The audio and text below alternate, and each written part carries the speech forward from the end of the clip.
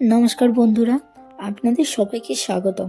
আসন্ন লক্ষ্মী পুজো উপলক্ষে আমি একটি চৌকি ডিজাইন করেছি, আর আজ সেই চৌকিটি তৈরি করার পুরো প্রক্রিয়াটাই এই ভিডিওর মাধ্যমে আপনাদের সাথে শেয়ার করছি।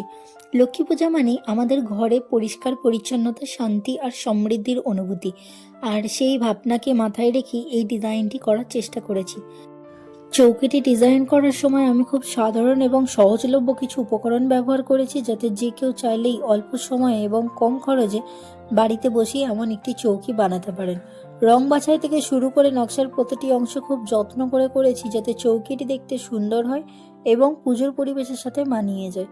এই ভিডিওতে আপনারা ধাপে ধাপে দেখতে পাবেন কিভাবে চৌকির ডিজাইনটি ধীরে ধীরে তৈরি হয়েছে, কোথায় কোন রং ব্যবহার করেছি, কিভাবে নকশাগুলো বসিয়েছি এবং শেষে কিভাবে পুরো চৌকিটি ফিনিশিং সম্পূর্ণ হয়েছে, সবটাই এখানে দেখানো হয়েছে।